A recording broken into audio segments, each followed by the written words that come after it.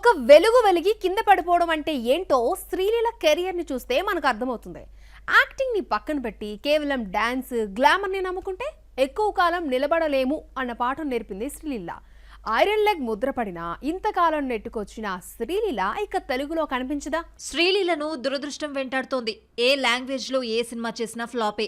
ధమాకా తర్వాత సక్సెస్ లేదు. తెలుగులో 2 ఏళ్ల క్రితం సైన్ చేసిన ఉస్తాద్ భగత్ సింగ్ కూడా రిలీజ్ కావడంతో ప్రస్తుతం చేతిలో మరో మూవీ లేదు. చివరి ప్రయత్నంగా ఉస్తాద్ భగత్ సింగ్ ను నమ్ముకుంటే పవర్ స్టార్ కూడా హ్యాండ్ ఇచ్చాడు. శ్రీలీల ఎన్ని సినిమాలు చేసినా సంఖ్య పెంచుకుంటుందే గానీ పెర్ఫార్మెన్స్ కు స్కోప్ ఉన్న రోల్ ఒక్కటి చేయలేదు. శ్రీలీల అంటే డాన్సులకే పరిమితమైపోతోంది. కెరియర్ కు ఉపయోగపడే మూవీ ఒక్కటి చేయలేదు. ఫ్లాప్ల మీద ఫ్లాప్లు. ఇలాంటి విమర్శలు ఎన్నొచ్చినా ఇంతకాలం ఏదో ఒక ఆఫర్ తో నెట్టుకొచ్చింది. ఇక చేతిలో ఒక్క సినిమా కూడా లేదు. కెరియర్ కు బాగా డ్యామేజ్ జరిగిన తర్వాత మరో ఛాన్స్ వస్తుందన్న ఆశ కూడా కనిపించడం లేదు. శ్రీలీల కెరియర్ లో పెళ్లి సందడి, ధమాక వంటి 2 హిట్స్ తప్ప ముచ్చటగా చెప్పుకోవడానికి 3వ హిట్టే లేదు. భగవంత్ కేసరిలో నటించిన ఆ క్రెడిట్ చిచ్చా ఖాతాలోకి వెళ్ళిపోయింది. కథ క్యారెక్టర్ గురించి ఆలోచించకుండా ముందు నుంచి సినిమాల మీద సినిమాలు చేసేసి ఐరన్ లెగ్ ముద్ర కొని తెచ్చుకుంది శ్రీ. గుంటూరు కారం, ఆదికేశవ, ఎక్స్ట్రాడినరీ మ్యాన్ వంటి డిజాస్టర్స్ శ్రీలీల ఇమేజ్ ను డ్యామేజ్ చేశాయి. పుష్ప 2లో కిసిక్ పుణ్యమా అని మళ్లీ గాడిలో పడింది అనుకుంటే రాబిన్ హుడ్, మాస్ జాతర ఫ్లాప్ అయ్యాయి. కన్నడ సినిమా జూనియర్ తో మరోసారి ఫ్లాప్ చూసింది. ఉస్తాద్ తో 7వ ఫ్లాప్ చూసిన శ్రీలీల సక్సెస్ఫుల్ హీరోయిన్ అనిపించుకోవాలి అంటే తెలుగులో మరో ఛాన్స్ వచ్చేదాకా వెయిట్ చేయాలి. అదొస్తుందో రాదో కూడా తెలీదు. శ్రీలీల బాగా డాన్స్ చేస్తుంది, ఎనర్జెటిక్ గా కనిపిస్తుంది. శ్రీలీలలో ఉన్న పాజిటివ్స్ ఈ 2 మాత్రమే. పెర్ఫార్మర్ అనిపించుకోకపోయినా ఇంతకాలం నెట్టుకొచ్చింది. బాలీవుడ్ కు వెళ్లిన తర్వాత జీరో ప్యాక్ మోజ్లో పడి మరీ సన్నగా ఫేస్ లో కళా కాంతి లేకుండా తయారైంది. కిసిక్ తో ఐటమ్ గర్ల్ అనిపించుకున్న ఈ స్పెషల్ సాంగ్ శ్రీలీలకు కలిసొచ్చింది. పాన్ ఇండియా ఇమేజ్ తో పాటు హిందీ ఆఫర్స్ దక్కాయి. ఆషికి ఫ్రాంచైజీలో 3వ పార్ట్ తూ మేరీ జిందగీ హైలో కార్తీక్ ఆర్యన్తో జతకడుతూ బాలీవుడ్ లోకి ఎంట్రీ ఇచ్చింది. తమిళ డెబ్యూ మూవీ పరాశక్తి ఫ్లాప్ అయినా ధనుష్ తో నటించే ఛాన్స్ అందుకుంది. ఏ భాషలో చేసినా తెలుగులో నటిస్తే వచ్చే ఆ క్రేజే వేరు. ఆ రెమ్యూనరేషన్ లెక్కలే వేరుగా ఉంటాయి. మరి ఇమేజ్ డ్యామేజ్ చేసుకున్న శ్రీలీలకు తెలుగులో ఛాన్స్ ఇచ్చేదెవరో చూడాలి. మరి ఇప్పటి జనరేషన్ డైరెక్టర్స్ లో ఓ అరుదైన రికార్డ్ సొంతం చేసుకోవాలన్న టార్గెట్ తో అనిల్ రావిపూడి ఉన్నాడా? నాగార్జునతో సినిమా తీస్తే సీనియర్స్ అందరినీ డైరెక్ట్ చేసిన దర్శకుడు అవుతాడు. ఈ డ్రీమ్ తీర్చుకోవడానికి అనిల్ చేసిన ఆ మాస్టర్ ప్లాన్ ఏంటి చూద్దాం. సీనియర్ హీరోలో ఇప్పటికే బాలయ్య, వెంకీ, చిరంజీవితో సినిమాలు తీయడమే కాదు అందరికీ హిట్స్ ఇచ్చిన ఘనత అనిల్ సొంతం. వెంకీతో F2, F3 సంక్రాంతికి వస్తున్నాం తీసిన అనిల్ కొత్త సినిమాను కూడా వెంకీ కళ్యాణ్ రామ్ తో కలిసి తీస్తున్నాడు. ఇక మనశంకర వరప్రసాద్ లో వెంకీకి కీ రోల్ ఇచ్చాడు అనిల్. ఇక బాలయ్యతో భగవంత్ కేసరి తీసి హిట్ కొట్టిన అనిల్ చిరంజీవికి ఆయన కెరీర్ లోనే బిగ్గెస్ట్ హిట్ మనశంకర వరప్రసాద్ గారు ఇచ్చాడు. ఇలా 4 సీనియర్స్ లో 3కి హిట్స్ ఇచ్చిన రికార్డ్ ఇప్పటి జనరేషన్ లో అనిల్ కి మాత్రమే దక్కింది. 4 సీనియర్స్ లో నాగార్జున ఒక్కడే మిగిలిపోయాడు. మనశంకర వరప్రసాద్ తరువాత అనిల్ నాగ్తో సినిమా తీస్తాడని అక్కినేని ఫ్యాన్స్ ఎంతగానో ఎదురు చూశారు. అయితే ఎవరూ ఊహించని విధంగా Anil first movie Patas hero Kalyan Ram కలిసొచ్చిన వెంకీతో సినిమాను ప్రకటించాడు. అనిల్ జూలై నుంచి వెంకీ కళ్యాణ్ రామ్ మూవీని డైరెక్ట్ చేస్తున్న నాగ్ ను కూడా లైన్ లో పెట్టి సీనియర్స్ అందరితో హిట్ కొట్టాలన్న కసితో ఉన్నాడు. ఈ విషయాన్ని ఓ ఛానల్ ప్రోమోలో బయటపెట్టాడు.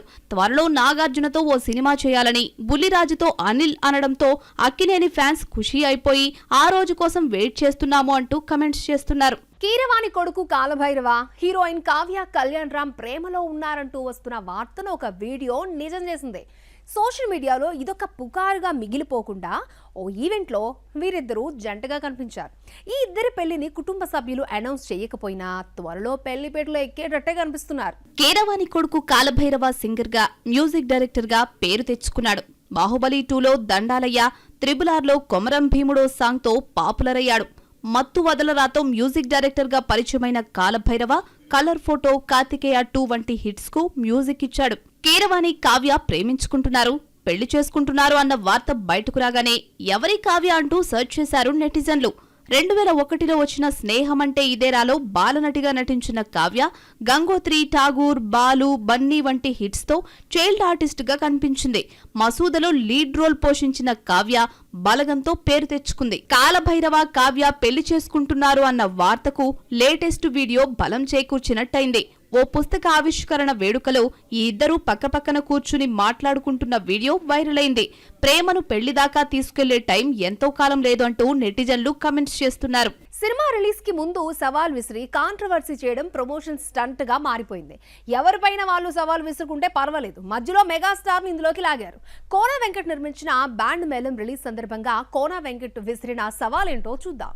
ఎన్నో హిట్ మూవీస్ రాసి ప్రస్తుతం వెనుకబడిన కోన వెంకట్ బ్యాండ్ మేళం అనే చిన్న సినిమాను నిర్మించాడు.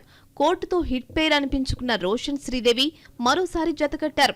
సతీష్ జవ్వాజీ డైరెక్ట్ చేసిన ఈ సినిమా 26న థియేటర్స్ లోకి వస్తోంది. ప్రీ రిలీజ్ ఈవెంట్ లో కోన వెంకట్ సినిమా సక్సెస్ పై ఉన్న నమ్మకంతో విసిరిన సవాల్ చిరంజీవి మూవీకి తగిలింది.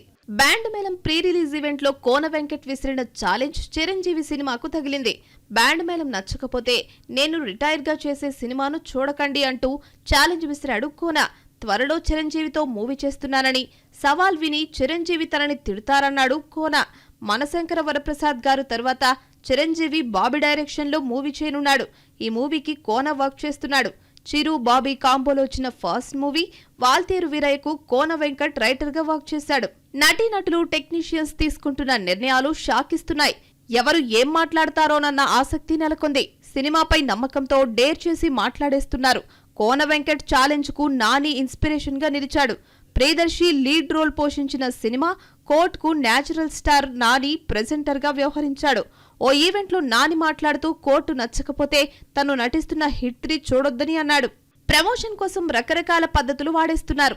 సవాల్ విసరడం కూడా ప్రమోషన్ లో భాగమైపోయింది. ఒక్కోసారి ఎమోషన్ లో మాట్లాడిన మాటలు సవాలైపోతున్నాయి. బ్యాండ్ మేళం రిజల్ట్ కు చిరంజీవి మూవీకి లింక్ పెట్టడం మెగా ఫ్యాన్స్ కు తలనొప్పిగా మారింది. పెద్ద సినిమా రిలీజ్ వాయిదా పడ్డం కామన్ అయిపోయింది.